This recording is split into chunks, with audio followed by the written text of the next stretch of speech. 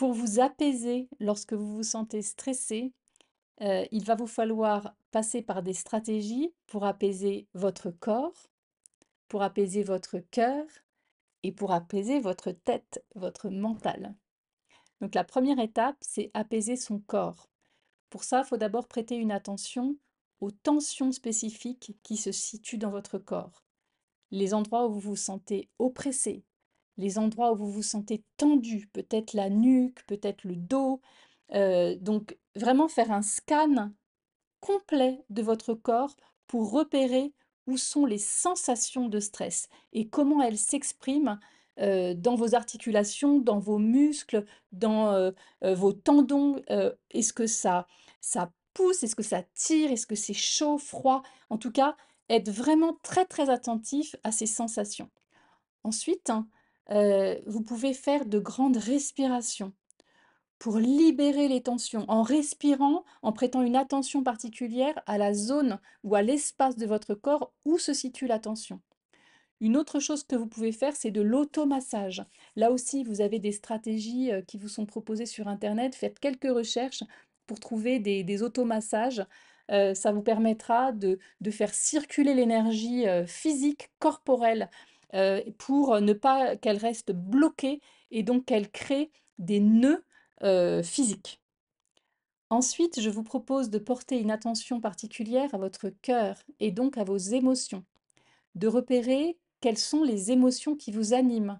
Est-ce que vous vous sentez en colère, irrité? Est-ce que vous vous sentez triste? Est-ce que vous vous sentez découragé? Quelles sont les émotions qui vous traversent alors que vous vous sentez stressé? La première chose à faire, c'est d'accueillir ces émotions.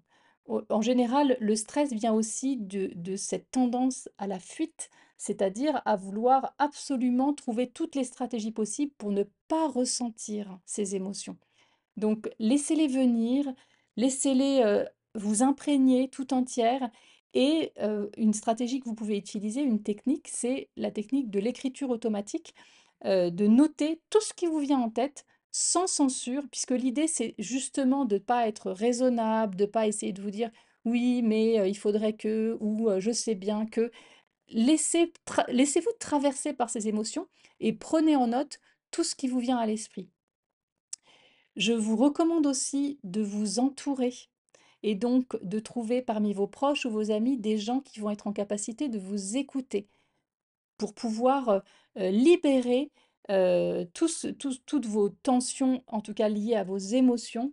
C'est vraiment important. Si vous sentez que vous n'avez pas autour de vous les personnes avec lesquelles vous vous sentiriez suffisamment en sécurité pour partager ce que vous ressentez, c'est vraiment le moment de contacter un professionnel. Donc, allez vers la médecine universitaire, peut-être qu'il y a un service de soutien psychologique, peut-être que vous pourriez solliciter un psychologue conventionné par le biais du dispositif Mon Parcours Psy, pour pouvoir vous adresser à quelqu'un dont c'est la formation, dont c'est la mission d'accueillir ce que vous ressentez et de vous guider pour apaiser vos émotions.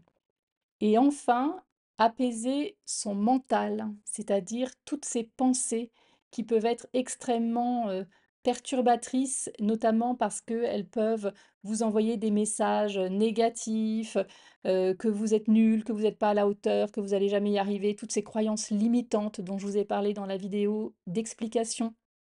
Donc tout ça, c'est important aussi de trouver les voies pour l'apaiser, pour relativiser, vos croyances et une des ma alors, allez consulter un professionnel si vous sentez qu'autour de vous, vos proches n'ont pas cette capacité, cette compétence à vous aider à relativiser ces pensées qui peuvent parfois être particulièrement obsédantes et nocives. Un autre conseil que je pourrais vous donner, c'est d'aller trouver des témoignages.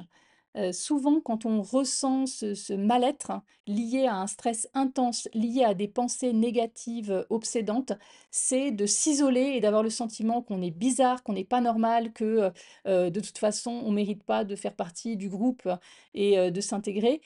À ce moment-là, justement, allez chercher sur internet des témoignages de gens qui vivent les mêmes épreuves que vous et vous allez vous apercevoir que vous allez être loin d'être le seul ou la seule à ressentir ce que vous ressentez ou à penser ce que vous pensez. Et ça va vous redonner un sentiment d'appartenance qui peut favoriser votre apaisement. Mais encore une fois, Si tout ça, si toutes ces techniques ne fonctionnent pas, vraiment, je vous encourage à aller demander de l'aide, ne serait-ce que d'en parler à vos proches dans un premier temps, qui vont, eux, être en capacité de vous dire: «Bah, viens, on va aller voir, la médecine universitaire ou notre responsable de formation qui va nous guider ou nous orienter vers les personnes dont c'est la mission et la compétence de vous accompagner au mieux».